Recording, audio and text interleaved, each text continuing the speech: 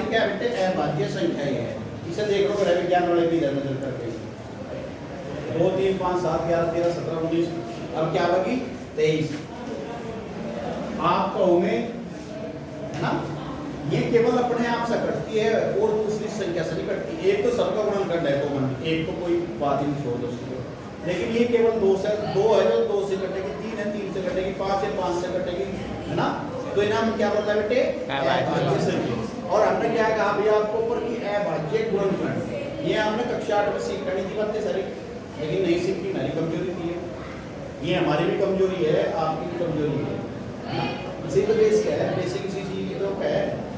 अब हमें अभाज्य गुणनखंड करने किसी भी संख्या की, मान लो हमने आपसे दे दिए कि 16 के अभाज्य गुणनखंड करो, छोटी सी संख्या लिए 16, तो आप क्या करेंगे, कुछ बच्चे क्या करें काटने में 4 से भी कट सके, 8 से भी कट सके, 16 से भी कट सके ऐसे नहीं। लेकिन हमने किन संख्याओं से इसको भाग करना, केवल अभाज्य संख्याओं से बस, और नहीं छेड़नी। देखो 2 से 8, 2 से ही 4 बार, 2 से ही 2 बार और 2 से ही 1 बार। जब तक अभाज्य गुणनखंड करने का विषय होता है कि जब तक 1 ना जाए तब तक आपको रुकना नहीं। मान लो आपकी 54 है, आप इसके अभाज्य गुणनखंड करो, 2 से काटो, पहले तो 2 का प्रयास करना। 2 से कौन कौन सी संख्याएं कटती है जिसका इकाई 0 2 4 6 8 हो, वो संख्या कितनी भी बड़ी हो वो 2 से डिवाइड हो जाएगी। अब इसके लास्ट में 4 है तो 2 से जरूर कटेगी, 2 से कितनी बार गई 27 बार। अब इसके लास्ट में क्या 7, इसलिए हमने क्या बनाया था 2 की विभाजकता का नियम कि 0 हो इकाई का 2 हो 4 हो 6 हो 8 हो, लेकिन ये 7 है तो ये संख्या कहीं से कटेगी 3। अब 3 का विभाजकता का नियम पता क्या आता है कि इसके अंकों को जोड़ो, 7 2 9, क्या 9 3 से विभाजित होता है जी, होता है जी। वैसे क्या 9 तुम डायरेक्टली तो 3 ना 3 से देखिए अभाज्य संख्या है। जबकि 54 में आप डायरेक्टली काट सकोगे, 27 से भी काट सकोगे, 9 से भी काट सकोगे, लेकिन ना तो 9 है भाज्य है ना 27 है भाज्य है, ये तो भाज्य है ना संख्या। तो बेटे ये हो गया हमारे अभाज्य गुणनखंड। इसके अभाज्य गुणनखंड क्या है, यानी कि 16 को आप कैसे लिख सकते हैं 2 गुना 2 गुना 2 गुना 2, या जब एक ही जैसा बेस हो तो 2 2 2 तो हम इसको ऐसा भी कह सकते हैं कि 2 आपस में कितनी बार गुणा हो रही है, कितनी बार हो रही है मेरे पास 2 की आपस में 4 बार गुणा हुई, लेकिन 2 की घात 4 भी आप इसको कह सकते हैं। 2 की घात 4 का मान भी 16 है और ये इसके अभाज्य गुणनखंड। अभाज्य गुणनखंडों को घातों के रूप में इस तरीके से लिख सकते हैं। ऐसे इसको क्या लिखेंगे हम 54 है 2 गुना 3 गुना 3 गुना 3, यानी कि हम कह सकते हैं कि 2 की घात 1 में पॉजिटिव लिखेगा, 3 की आपस में कितनी बार गुणा लिख सके ना। अब हम यहाँ से बात करेंगे एचसीएफ और एलसीएम की, इसी सवाल के माध्यम से आपके एचसीएफ और एलसीएम। पहले तो आप एचसीएफ और एलसीएम पहले किसी प्रकार से लेते थे, ये आपको 3rd में 4th में 5th में सर चीजें सिखाई जाती है, लेकिन अब कैसे करेंगे। अब हमें देखो एचसीएफ हाईएस्ट कॉमन फैक्टर, वैसे तो इसका होता है, लेकिन ये हाईएस्ट नहीं ले जाता, इसमें लिस्ट कम से कम छोटे से छोटा, यानी कि ऐसी एक घात लेनी, ऐसा एक नंबर लेना कि जो दोनों में हो वो कम से कम लेना, उसे ऐसे बोलना है। ऐसी संख्या लेनी हमने कि 16 के फैक्टर में भी हो वो चीज और वो 54 के फैक्टर में भी हो, और वो मिनिमम लेनी। ऐसे में क्या लेनी वो मिनिमम छोटी। तो देखिए यहाँ 2 की घात 1 है और 2 की घात 4 में भी 1 तो है, तो यहाँ से 2 की घात 1 केवल एचसीएफ मिनिमम और तो नहीं है सर, ठीक है मेरे बेटे। अब बात करते हैं एलसीएम की, एलसीएम।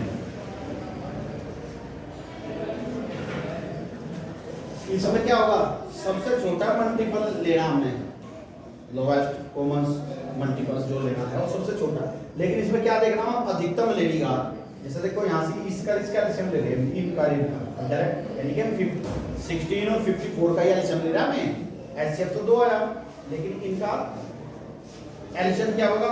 जो बड़ी घात होगी, 2 की घात कितनी है? 4।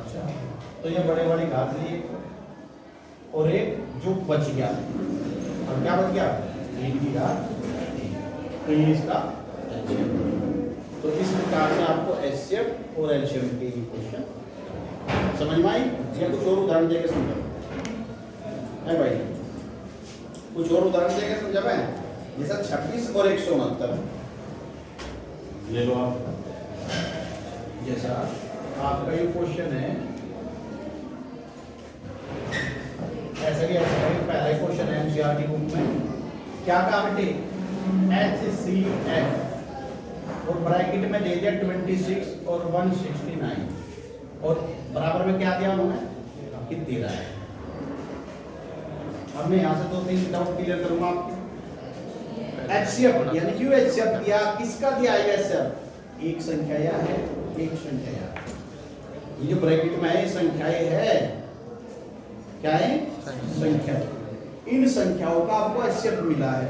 एलसीएम आपको पूछा होगा प्रश्न में कि LCM ब्रैकेट में 26 169 ये आपको ज्ञात करना, प्रश्नवाचक। अब आपको एचसीएम का पता, एलसीएम निकालना, संख्याओं का पता, तो आपके पास सूत्र है क्या? पहली संख्या गुणा दूसरी संख्या बटे एचसीएफ बराबर होगा मेरे भाई HCF मल्टीप्लाई LCM। ये फॉर्मूला है। अब आपको क्या निकालना है? एलसीएम। तो एलसीएम को तो यही कैच करेंगे हम।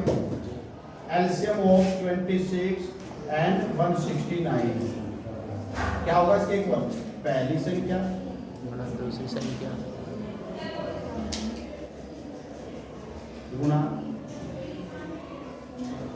बटे एचसीएफ दूसरी संख्या और बटे में मेरे भाई HCF। अब आपके पास पहली संख्या क्या है मेरे भाई? 26 मल्टीप्लाई दूसरी संख्या क्या है? 169 और एचसीएफ क्या दिया? 13 से इसको 13 वाला आप सकते हैं, 13 का वर्ग होता है, 13 की गुणा यहाँ पे लिए 13 पंजे 65 13 से 78 होते हैं ना। 13 की गुणा यहाँ पे लेना है, 13 से 78 80 7 13 दूनी 26 और 7 तो यहाँ मेरे भाई एलसीएम किस किस का? 26 और 169 यहाँ का आंसर। तो इस प्रकार से आपने, ठीक है।